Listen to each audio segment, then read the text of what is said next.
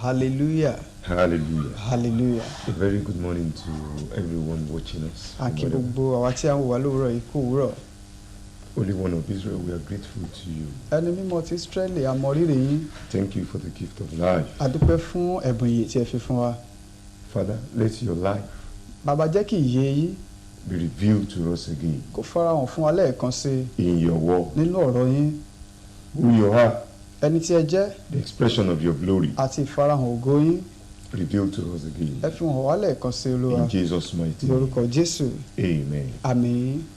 We bring greetings to you all in the name of our Lord Jesus Christ. A kí gbogbo ènìyàn ní orúkọ Olúwa wa Jésù Kristi. And this is the first Tuesday in the great month of September. Òní sì ni Tuesday àkọ́kọ́ nínú oṣù ńlá September tí a wà yìí. I have a conviction in my heart that this month is your own month. Èmi ní ìdánilójú nínú ọkàn mi wípé oṣù yìí ni oṣù rẹ. Because in the course of the month, so many great things are going to happen to you. Nítorí pé láàrin oṣù yìí ọ̀pọ̀lọpọ̀ àwọn ohun ńlá ni yóò ṣẹlẹ̀ sí ọ. In Hebrew language, Ní èdè Hébérù, the month September is called Ethanim. oṣù September ni à ń pè bí wọ́n ti ṣe pè fún wa yìí. And it is a season whereby, a time whereby the season changes. Ó jẹ́ àkókò tí ojú ọjọ́ máa yí padà. And it changes from a particular season into another one that is called autumn. Á yí padà sí eléyìí tí a ń pè ní ẹ̀rùn. It is a special time. Ó jẹ́ àkókò tí ó yàtọ̀. In that season, Ní àkókò náà, everyone is excited. inú ọ̀pọ̀lọpọ̀ ènìyàn máa dùn.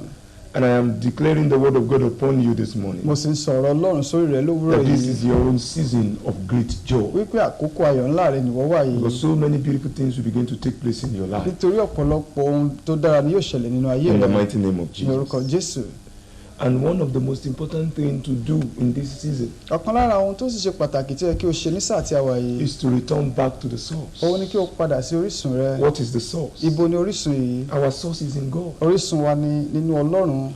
And until you reconnect back to Him, Àdẹ̀fìgbà tá a bá so ọ́ papọ̀ mọ́, some things will still be lacking in your life. wàá sì máa ṣàìní àwọn kan nínú ayé rẹ. So my focus this morning is on the priority of your personal relationship with God. Ohun tí mò ń sọ̀rọ̀ lé lówùúrọ̀ yìí, òun náà ni mímú ìbáṣepọ̀ rẹ lókùnkúndùn pẹ̀lú Ọlọ́run. Creating time Wíwá àkókò to be alone with God. láti jẹ́ kí o wà lẹ́nìkan sí ẹnìkan pẹ̀lú Before I Ọlọ́run. go into the scriptures, Kí n tó wọnú ìwé mímọ́ lọ, I will tell a little story of the eagle. màá sọ ìtàn ẹyẹ tá ń pè ní ẹyẹ ìdì fún wa.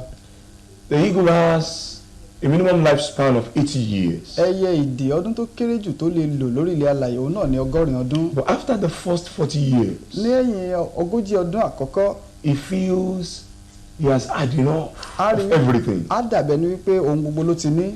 He now changes his mountain from, the eagles live on the mountain top. Àwọn ẹyẹ ìdì orí òkè ni wọ́n máa ń gbé. He now moves away from the particular mountain Á wá kúrò lórí òkè tó ti ń gbé and tẹ́lẹ̀. finds another one. Á tún wá òkè mìíràn. If you are following me, when the eagle gets to that mountain, Tí ẹyẹ ìdì bá wá dórí òkè mìíràn yìí, he does a lot of things there. ọ̀pọ̀lọpọ̀ nǹkan lábẹ̀rẹ̀ sí ní But let me ṣe. just speak very few things Ṣùgbọ́n jẹ́ kí n that sọ we need ohun díẹ̀ tí a nílò in this context. nínú ohun tí mo fẹ́ ìtàn tí mo Number sọ one. yìí. Àkọ́kọ́, He begins to remove his feather. á bẹ̀rẹ̀ sí ní yọ àwọn ìyẹ́ rẹ̀, á bẹ̀rẹ̀ He sí ní uses bá wọn his kúrò. beak Á lo àgógó rẹ̀ to pull out his feather láti já àwọn ìyẹ́ yìí until the last feather is out, títí tí yóò fi já ìyẹ́ tó gbẹ̀yìn and he kúrò. returns to the way he came. Á wá padà sí bó ṣe wá sílẹ̀ sórí ilẹ̀ But one alààyè. thing I notice is that Ohun kan tí mo rí bẹ̀ during ní that process, ní àkókò náà, he feels a lot of pain, á máa la ọ̀pọ̀lọpọ̀ ìrora kọjá. and his body is filled with blood. Gbogbo ara rẹ̀ á kún fún ẹ̀jẹ̀. Hallelujah. Hallelujah. He says, I don't need this again. Á wò pé mi ò nílò àwọn ìyẹ́ yìí mọ́. I'm getting weary, I'm getting worn. Ohun tí mo ní yìí ti sú mi, mi He ò nílò begins wọn to mọ́. pull them Á out. bẹ̀rẹ̀ sí ní yọ wọ́n kúrò. After he pulls the last feather, Lẹ́yìn tó bá wá já ìyẹ́ tó gbẹ̀yìn, he now takes the peak, á wá mú àgógó rẹ̀ yìí. and we're going to strike it to the rock Á bẹ̀rẹ̀ sí ní là á mú àpáta. until the peak is removed. Àfìgbà tí àgógó yìí bá yọ kúrò lẹ́nu So he rẹ̀, has no peak. kò ní ní àgógó mìíràn So mọ́. there's no way to pick food. Kò sí bó ṣe máa jẹun. And he remains on that mountain top, Á wá wà lórí òkè yìí. bleeding, Á bẹ̀rẹ̀ ẹ̀jẹ̀ á máa yọ lára rẹ̀. feeling pain. Á máa la ìrora kọjá. He has returned back to what we call factory default, to the source. Á padà sí ìgbà tí ó jẹ́ wípé bí a ṣe ṣẹ̀dá rẹ̀. And then the blood for 40 years runs out. àwọn ẹ̀jẹ̀ tó ti ní tẹ́lẹ̀tẹ́lẹ̀ yìí á And jáde it stays kúrò there for 90 days. á sì wà ń bẹ̀ fún 90 ọdún. And in the process of that 90 days, láàárín 90 ọdún yìí another feather comes up. ìyẹ́ mìíràn bẹ̀rẹ̀ sí ní yọ ara Another rẹ̀ pig comes up.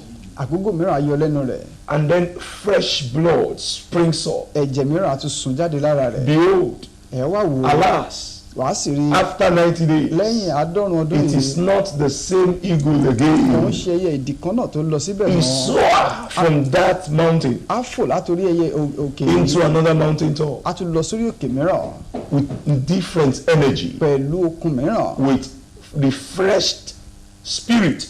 pẹ̀lú ẹ̀mí mìíràn tó ti sọ di ọ̀tun. And then the Bible ìwé lè says wa sọ wípé in the book of Isaiah chapter 40, nínú ìwé Àìsáyà orí ogójì verse 31, ẹsẹ̀ kọkànléní those who ọgbọ̀n wait upon the Lord ó ní àwọn tó dúró de Olúwa shall renew their ó ní strength. wọn ó tún agbára wọn ṣe They will mount up with wings as ó ní wọn á eagles. fi ìyẹ́ fò gẹ́gẹ́ bí They will run and never go weary. wọn á sáré kì yóò They sì will walk and rẹ̀ never faint. ó ní wọn á rìn kì yóò sì Prophet rẹ̀ Isaiah sí wọn. studied the life of an eagle, ẹ wòlíì Àìsáyà ó wo ayé how rẹ̀ he jù returned and stays bó alone. ṣe máa padà tóun náà On the àgbàdo mountain. sórí òkè Somebody is watching me this morning. ènìyàn kan ń gbọ́ mi God lọ́rọ̀ is yìí calling you back. Ọlọ́run ń pè ọ́ padà You run helter skelter. òun sá kíjokíjo The Bible says they wake up early and they sleep late. Bíbélì sọ wípé wọ́n ń jí lówùúrọ̀ kùtùkùtù wọ́n They tó pẹ́ kí wọ́n tó eat sùn the water of affliction and the bread of infirmity, wọ́n ń mumi ìpọ́njú àti àkàrà àìsàn but he giveth his beloved rest. ṣùgbọ́n ó ń fún àwọn olùfẹ́ rẹ̀ ní So except the ìsinmi Lord build the ó ní house, àfi tí Olúwa bá kọ́ ilé the náà eagle knows ẹyẹ ìdìgan fúnra rẹ̀ mọ̀ that there is a point in time called the point of returning. wípé àkókò kan wà tí a ń pè ní àkókò God is ìpadà calling you Ọlọ́run pè ọ́ to return wípé kí o padà back into his presence. wá síwájú òun One thing I like us to appreciate is ohun this. kan tí màá fẹ́ ká mọ rí rẹ̀ nìyí We have this human flesh a ní ẹran ara yìí tí ẹran ara ènìyàn that actually covers the real man, which is your spirit. eléyìí tó bo ẹni tó jẹ́ gangan tí ó jẹ́ ẹ̀mí rẹ̀ The flesh is not the real you.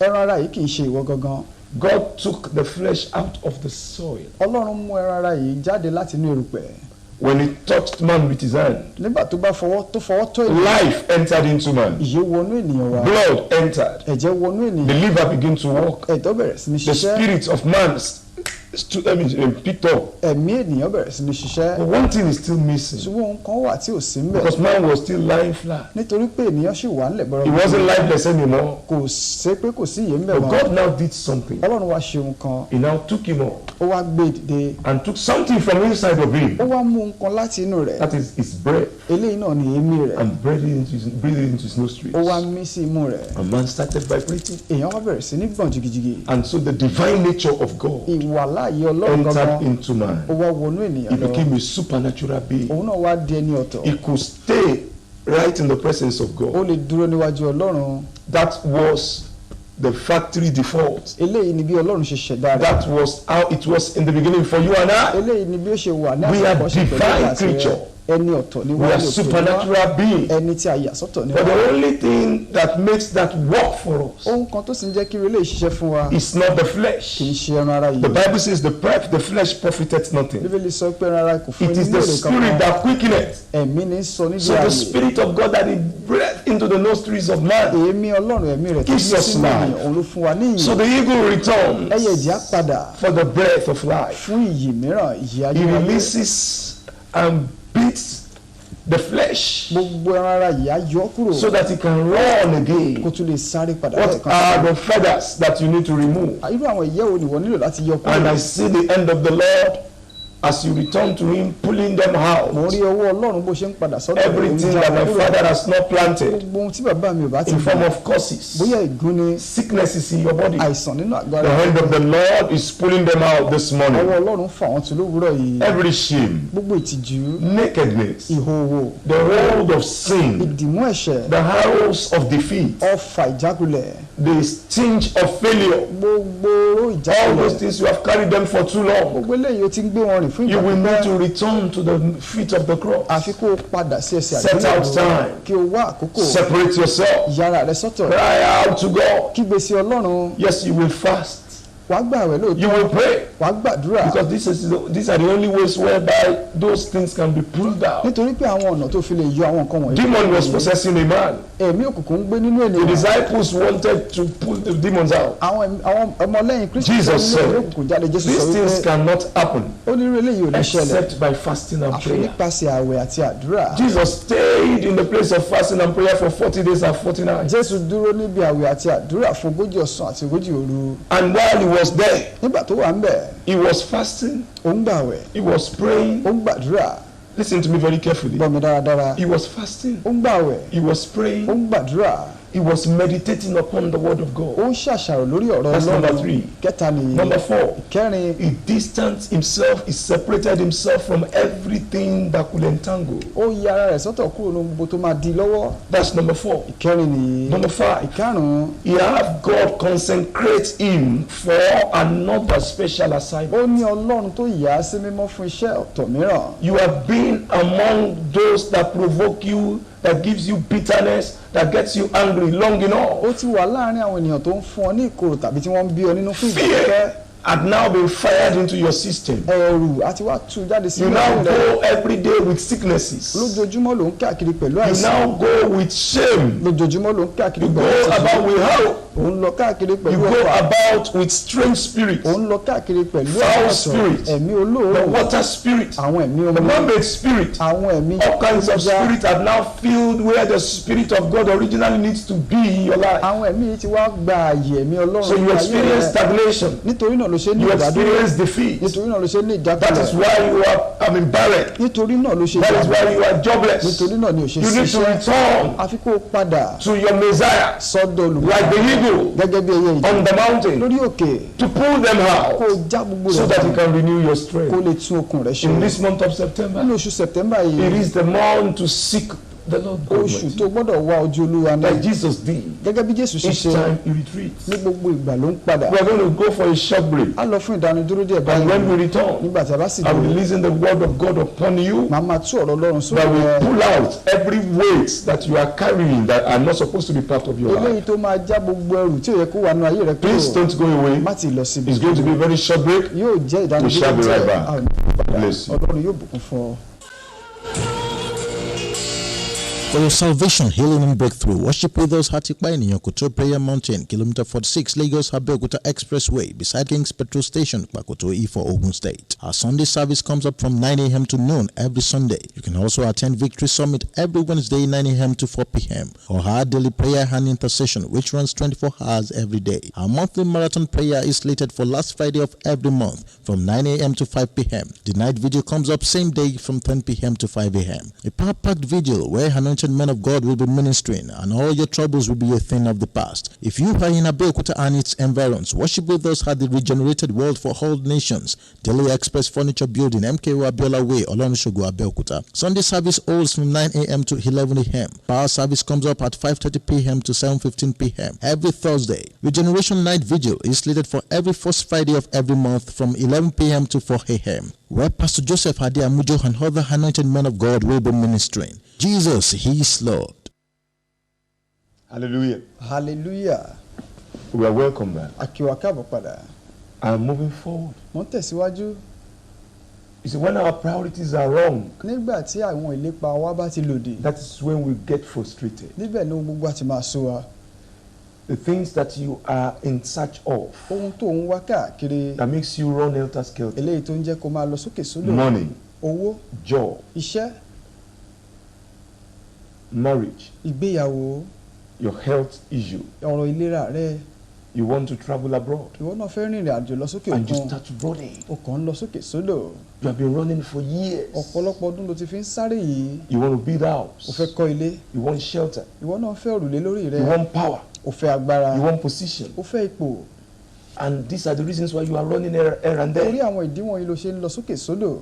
But the truth of the matter is this. ṣùgbọ́n òótọ́ ibẹ̀ ni wípé When you seek God, nígbà tó bá wá Ọlọ́run He gives all those things at addition. ohun gbogbo wọ̀nyí á fún ọ gẹ́gẹ́ bí èrè. Somebody said, but I've been praying. ẹlòmíràn sọ pé lóòótọ́ mo ti ń gbàdúrà. But when you are praying, ṣùgbọ́n nígbà tó ń gbàdúrà I go to church. mo ń lọ sí ilé ìjọsìn. When you go to church, nígbà tó bá lọ ilé ìjọsìn you didn't go there to seek God. o ò lọ síbẹ̀ láti lọ wá Ọlọ́run. You rather go to seek the hand of God in what you need. ó ń lọ láti lọ wá ojú Ọlọ́run nínú nǹkan tó ní. When you neglect the giver nígbà tó bá ti gbàgbé ẹni tó ń fúnni ní and you nǹkan sílẹ̀, concentrate on the gift, ó wá ohun tó ń fún you ènìyàn have gangan. misplaced your priority. ó ìlépa rẹ ó ti tó But bí ó ṣe when kó you tó. locate the giver, ṣùgbọ́n nígbà tó bá wá ẹni tó ń fúnni ní ẹ̀bùn, he will not only give you fish, kò kàn ní fún ọ lẹ́ja, he will empower you to participate in the supernatural, á tún fún ọ ní agbára kí ìwọ náà lè where you ọ̀tọ̀. can control the natural. níbi tí ìwọ náà ti máa darí ohun tá à ń rí. When you seek God, nígbà tó bá wá Ọlọ́run, he brings you into the divine nature. á mú ọ wá sí ipò ẹ̀mí. And when you are participating and you are a partaker in the divine nature, nígbà tí ìwọ náà bá ti jẹ́ alágbára nínú ẹ̀mí, you control the natural ìwọ resources. náà á máa darí ohun tá à ń fojú rí. But when you are not in control, ṣùgbọ́n tó o bá ti sí ní ìdarí, those resources will control you. àwọn nǹkan wọ̀nyí lá máa darí rẹ. So when the priorities are wrong, nígbà tí ìlépa rẹ ò bá Let me ti use pọ̀ myself as an dáradára, example. jẹ́ kí n lo ara mi gẹ́gẹ́ I bí am a àpẹẹrẹ. pastor. olùṣọ́ àgùntàn ni mí. I pastor church. mò ń ṣe olùṣọ́ I lead àgùntàn lórí people. ìjọ, mò ń darí àwọn When ènìyàn. I go to God, tí n bá lọ sọ́dọ̀ if Ọlọ́run, my focus is God, let my church increase. tí ìlépa mi bá jẹ́ Olúwa jẹ́ kí ìjọ Let mi my dàgbà, membership base expand. jẹ́ kí àwọn ìjọ mi kí ó pọ̀ sí i. I am looking for the hand of God. mò ń wá ọwọ́ Ọlọ́run. But if my concentration ṣùgbọ́n tí ìlépa mi is on God, tó bá jẹ́ pé ti Ọlọ́run ni, more of you, Olúwa mò ń fẹ́ ọ sí i. make my life purer. jẹ́ kí ayé mi kí ó túbọ̀ máa di mímọ́ I sí want to i. carry your presence more. mò ń fẹ́ ìwà láàyè rẹ sí i. I want to live in holiness mò the ń fẹ́ more. gbé nínú ìwà mímọ́ sí i. I want my life to be a place you can abide the mò ń more. fẹ́ kí ayé mi jẹ́ ibùgbé I rẹ am not sí seeking the gift anymore. i. ẹ̀bùn kọ́ ni mò ń wá I am nísinsìnyí. seeking the giver. mò ń wá ẹni tó ń fúnni ní He ẹ̀bùn will now gangan. take me á wá mú mi, and give me the divine nature, á fún mi ní ìwà mímọ́ rẹ̀, which will make my life better. eléyìí tó máa sọ ayé mi And all those things, ohun gbogbo wọ̀nyí I tí don't wọ́n need ń to bèèrè, ask. mi ò nílò láti béèrè, They will be added to me. a máa fi kún fún mi ní. But if I am not seeing them as fast as I want them, ṣùgbọ́n tí mi bá tètè rí I wọn bí can mo ṣe now fẹ́ wọn, command. èmi náà lè wá I pàṣẹ, can now decree. mo lè wá sọ̀rọ̀ It will now àṣẹ, be made manifest. á sì fi ara hàn. So when your priorities are wrong, tí ìlépa rẹ ò bá ti tò dáradára, God is out of it. Ọlọ́run ò ní sí So you níbẹ̀. can be in the church ó lè wà nínú ìjọ because of your worries, nítorí àwọn because àníyàn of your rẹ, needs, nítorí nǹkan tó ń because fẹ́, of your concern, nítorí àwọn tó ń jẹ ọ́ and you lọ́kàn, are not seeing God at all. o sì lè má rí Ọlọ́run And when rárá. God is not involved, tí Ọlọ́run ò bá dẹ̀ ti sí the only níbẹ̀, thing that you will see is ohun tí frustration. wàá máa rí náà ni ohun gbogbo ẹ̀ á kò máa sú ọ ní. Jeremiah chapter 29, ìwé Jeremáyà orí 29, and I'm going to read verse 13 máa ka ẹsẹ̀ 13. to establish that it is not everybody that gets God, ká lè fi ìdí rẹ̀ múlẹ̀ pé kì í ṣe gbogbo ènìyàn ló ń rí but the people Olúwa, that seek Him. ṣùgbọ́n àwọn tó ń wá gangan. Jeremiah chapter 29, Jeremáyà orí 29, and I read verse 13, ẹsẹ̀ 13. and it reads us, ó kà báyìí: and ye shall seek me and find me, when ye shall search me with all your heart. ó dẹ̀ yóò wá mi, bí ẹ̀yin bá sì fi gbogbo ọkàn yín wá mi, ẹ̀yin yóò sì rí mi, ni Olúwa wí. Hallelujah. Hallelujah. So my question is, what are you really searching for? Search that your heart. ìbéèrè mi náà ni wípé kí lohun tó ń wá gangan, ìwọ náà yẹ ọkàn rẹ We wò. have seen a lot of jobless people in church. a ti rí ọ̀pọ̀lọpọ̀ tí ò níṣẹ́ nínú The ìjọ. day they get the job, lọ́jọ́ tí wọ́n bá rí iṣẹ́ they yìí, become too busy for God. ọwọ́ wọn wá dí wọn níráyè tí Ọlọ́run We have mọ́. seen a lot of barren people in the church. a ti rí ọ̀pọ̀lọpọ̀ tó yàgàn The nínú ìjọ. day they become pregnant, even before the delivery, lọ́jọ́ tí wọ́n bá ti lóyún kó tiẹ̀ tó dé pé wọ́n bímọ, that's bye-bye. ó ti dàbọ̀. We have seen a lot of people under the oppression of the devil. a ti rí ọ̀pọ̀lọpọ̀ lábẹ́ ìṣàkóso Sátánì But nínú when they ìjọ. get liberated from the oppression, ṣùgbọ́n nígbà tí wọ́n bá ti gba òmìnira wọn, they kick against the rock that begat them. wọ́n á tún wá tàpá sí We have àpáta seen a tó lot gbà of wọ́n poor lẹ̀. people run to church. a ti rí ọ̀pọ̀lọpọ̀ òtòṣì tí wọ́n wọnú ìjọ. They ran to church, not to God. wọ́n sáré wá sínú ìjọ kì í ṣe sọ́dọ̀ And when they Ọlọ́run. see the hand of God, nígbà tí wọ́n bá sì rí ọwọ́ because God Ọlọ́run is tán, merciful, nítorí pé ọláàánú lọ́lọ́run He yìí, is a fear God. Ọlọ́run tí ó kún fún ẹ̀rù ni, He sees their heart, ó rí ọkàn wọn, but yet He ignores ṣùgbọ́n síbẹ̀ kò ka ti ọkàn wọn sí, and gives them what they need. ó fún wọn ní ohun tí wọ́n ń fẹ́. But there is one thing they lack. ṣùgbọ́n ohun kan wà tí wọn ò That is ní, the presence of God. òun náà ni ìwàláàyè Ọlọ́run. And it is in the presence of God that there is fullness of nínú joy. ìwàláàyè Ọlọ́run sì ni And ẹ̀kúnrẹ́rẹ́ at ayọ̀ His wà. right hand there is life and pleasure ọwọ́ forevermore. ọ̀tún rẹ̀ sì ni ayọ̀ wà títí láéláé. Hallelujah. Hallelujah. Now there are benefits of seeking God. àwọn àǹfààní wà téèyàn máa ń rí nígbà téèyàn bá ń wá I have Ọlọ́run. showed us how to seek God mo ti fi hàn wá báwo ló ṣe lè wá Ọlọ́run in fasting and prayer, nínú àwẹ̀ àti àdúrà, in separating time, cut off all activities, and face Him squarely. nínú ìyára ẹni sọ́tọ̀ fún Ọlọ́run Within a big given period of time, láàrin ọjọ́ tí o bá ti yà sọ́tọ̀ you now take the word of God to search for His knowledge. wàá sì wá ọ̀rọ̀ Ọlọ́run láti wá ìmọ̀ rẹ̀. You gather books, you gather tapes, you gather messages to search for God. wàá kó àwọn ìwé àwọn ìwàásù jọ láti wá ojú Ọlọ́run. Hallelujah. hallelujah. And then when you do all these things, nígbà tó bá sì ṣe ohun gbogbo you wọ̀nyí get the knowledge of God. wàá rí ìmọ̀ Ọlọ́run. When you get the knowledge of tó bá God, sì ti rí ìmọ̀ Ọlọ́run these are the things that happens to you. àwọn nǹkan wọ̀nyí ló máa ṣẹlẹ̀ sí ọ. Number one. àkọ́kọ́ It begins to show you things that you cannot learn from school. á bẹ̀rẹ̀ sí ní fi àwọn ohun tó o lè kọ́ nílé ẹ̀kọ́ á bẹ̀rẹ̀ sí ní fi wọ́n Revelational knowledge. ìfihàn What you cannot get from men. àwọn tó o lè rí gbà lọ́wọ́ ènìyàn What you cannot get on the internet. àwọn ohun tó o lè rí gbà lórí For ẹ̀yà ìjára instance, fún it begins àpẹẹrẹ to reveal to you á máa fi hàn ọ́ things that are taking place long in your family lineage before you were born that is still troubling you àwọn ohun today. tó ti ṣẹlẹ̀ láti inú ìran rẹ ní ọdún pípẹ́ sẹ́yìn wá ká tó bí It ìwọ appears to you in your dream. á fi hàn ọ́ lójú àlá It shows you the next step you have to take in your business. á fi ìgbésẹ̀ tó kàn tó wàá gbé hàn ọ́ nínú It guides you, don't go out tomorrow. á darí rẹ pé má jáde ní ọ̀la It tells you the person coming to meet you in the afternoon has this intention, be careful. á sọ fún wípé ẹni tó ń bọ̀ wá bá ọ lọ́sàn-án yìí èrò ọkàn rẹ̀ rí ìwọ náà ṣọ́ra When you draw to God, nígbà tó bá súnmọ́ Ọlọ́run He gives you His revelation. á fi ìfihàn rẹ̀ fún ọ He gives you His mind. á fi ọkàn rẹ̀ hàn ọ́ That was what Peter got ohun tí Pétérù rí gbà rèé when Jesus asked, nígbà tí Jésù "Who do you think I ta am?" ló rò wípé mo jẹ́ Peter has stayed long enough with Him, Pétérù ti pẹ́ and he pẹ̀lú said, Jésù "You are Christ, the Son of ó God." ní ìwọ ni Mèsáyà náà It's the flesh and blood that not revealed this to ó you. ní ẹ̀jẹ̀ àti ẹ̀mí ara But it is my Father in heaven. ṣùgbọ́n bàbá mi So we are bẹ going ní to ọ̀run. bring you in and make you the rock on which we are going to build the ó ní church. màá fi sọ ọ́ di àpáta tí a ó kọ́ ìjọ yìí lé The rock, the presence of God is built on the foundation of revelation. ìwàláàyè Ọlọ́run à ń kọ́ lórí ìpìlẹ̀ And ìfihàn Daniel said, Daniel sì sọ wípé in the book of Daniel chapter 11 and verse 32, nínú ìwé Daniel orí ìkọkànlá ẹsẹ̀ those who, kejìlélọ́gbọ̀n those who know their ó God ní àwọn tí wọ́n mọ Ọlọ́run shall wọn be strong, ó ní wọn ó jẹ́ and they alágbára will do wọn ó exploits. sì máa ṣe ohun So takuntakun when you seek God, nígbà tó bá ti wá He Ọlọ́run gives you strength. á fún ọ ní okun Someone is watching me today ènìyàn kan wò mí lónìí because you are making up your mind to seek God. nítorí pé o ti pinnu lọ́kàn rẹ láti wá Every Ọlọ́run load of the devil over your soul, gbogbo ẹrù Sátánì nínú Over your ọkàn rẹ spirit. lórí ẹ̀mí rẹ over your life, lórí ayé rẹ they are destroyed in Jesus' name. àparun lórúkọ Jésù And as you seek Him the more, bó sì ṣe ń wá sí He will continue to go up. wà á máa lọ sókè Help sí will come to you. ìrànlọ́wọ́ á bá ọ Favor wá rí will come to you. ìrànlọ́wọ́ ojúrere á wá Wherever you rí go, you find blessings. ibikíbi tó bá lọ wà á rí Everything that you ìbùkún have been running helter and skelter for, ohun gbogbo tó o ti ń sá lọ they sókè will now sódò be fún added unto you. a ó sì fi kún fún It is a ọ new day for you ọ̀tun ọjọ́ nìyí fún ọ as you seek God with the whole of your bó o ṣe ń heart. fi gbogbo ọkàn rẹ wá Ọlọ́run God bless you. Ọlọ́run yóò bùkún fún Thank ọ you for being our audience this morning. a dúpẹ́ nítorí pé ẹ ti farabalẹ̀ gbọ́ wa We'll be here lówùúrọ̀ again, same time, same station next week. a ó tún wà níbí ní àkókò kan náà ní Until ọ̀sẹ̀ tó ń bọ̀ then, títí di àkókò náà Let the peace of God kí àlàáfíà that Ọlọ́run transcend all understanding eléyìí tó ju gbogbo òye lọ rule your heart and kó mind máa darí ọkàn now àti and ẹ̀mí rẹ evermore. lónìí àti títí In láéláé Jesus' mighty ní name. orúkọ Jésù Amen. àmín.